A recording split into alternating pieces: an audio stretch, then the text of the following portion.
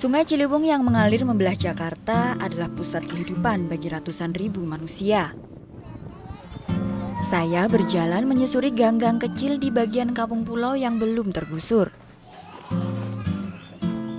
Relasi sosial yang begitu erat tergambar jelas di perkampungan ini. Terikat kuat dalam tempaan lingkungan yang begitu keras. Kampung Pulau di Jakarta Timur mungkin adalah area terpadat di bantaran Kali Ciliwung.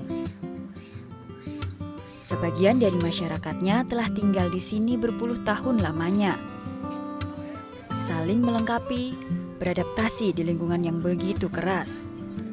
Melewati ratusan kali banjir, namun tak sedikit pun mereka berpaling dari Ciliwung.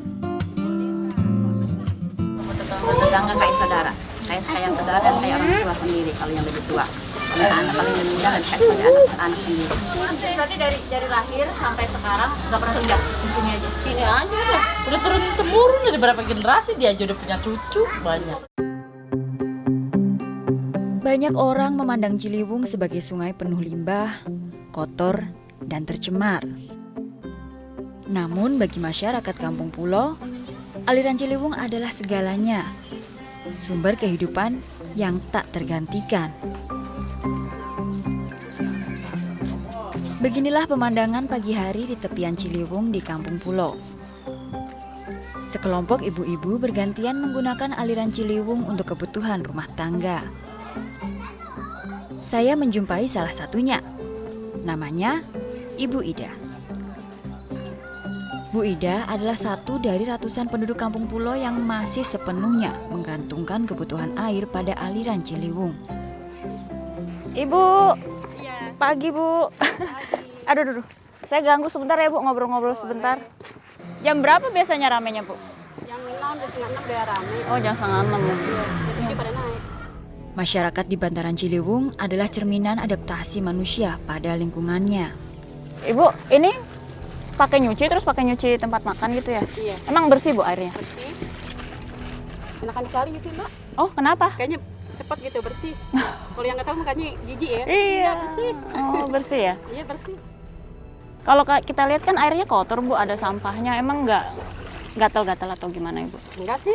Enggak. Udah biasa dari dulu. Kalau lagi kotor nggak nyuci. Kalau lagi kotor kan nih air got misalnya nih. Udah pada nggak nyuci di kali. Air got soalnya. Tapi kalau air lagi bening, pada mandi kali, pada nyebur. Usianya kini menginjak 40 tahun. Ida lahir dan bermukim seumur hidup di tepi Ciliwung.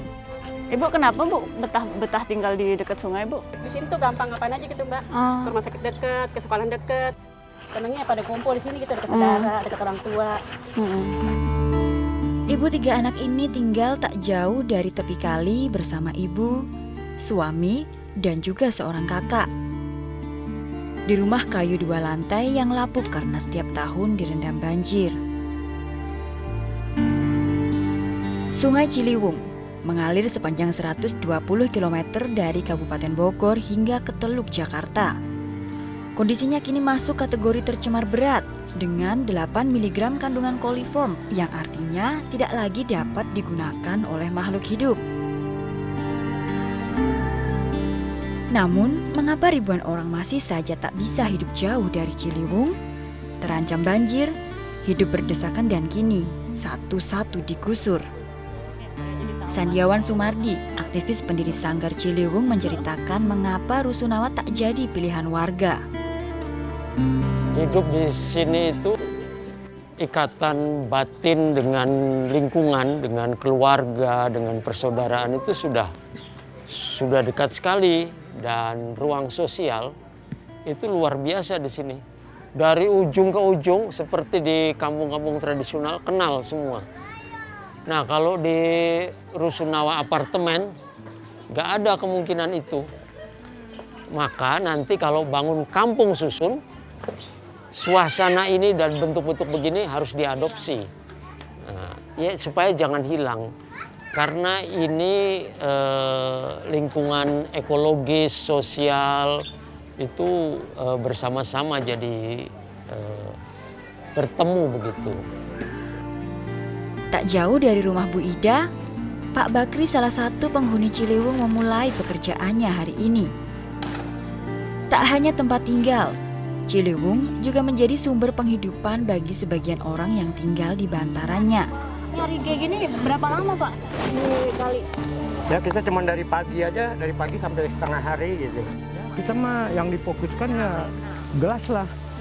Gelas sama botol. Kalau gelas kan harganya lumayan gitu. Oh lumayan. Iya. Kalau gelas per kilonya 7,5, 7.500. Kadang-kadang turun, kadang-kadang naik. Bagi Bakri, Ciliwung adalah ladang yang setiap hari menghasilkan rupiah untuknya menyambung hidup. Jadi saya udah ada 3 tahun Bu. Kalau di air ya Bu ya. Kalau di darat ya lama saya. Oh jadi Bapak di darat juga? Iya, di darat juga. Kalau di air lumayan ya Pak? Ya begitulah Bu lah kalau misalnya di Sehari kira-kira berapa? kalau dulu aja waktu masih banyak pembuangan sampah tuh ya kita bisa dapat istilahnya 20 atau 30 itu setengah hari Bu ya. Kalau misalkan kita kan 2 kali nyari, jam 12 istirahat, nanti jam 1 turun lagi gitu. Seperti warga lain, Pak Bakri tinggal di rumah berlantai 2. Halaman rumah berfungsi sebagai tempatnya beternak ayam dan bebek, serta tempat ia memilah sampah yang telah dikumpulkan. Saya tinggal di sini ngontrak ya di Kampung Melayu itu udah ada 9 tahun, Bu. Iya. Kalau dipikir-pikir kalau di dekat pinggir kali ini kan saya kan nggak susah ya naruh barangnya walaupun istilahnya berapa tumpuk. Jadi kita nggak mengganggu istilahnya warga yang lain. Bagi Pak Syarif, Bu Ida, Pak Bakri dan ratusan lain orang, Ciliwung selamanya jadi rumah yang tak tergantikan.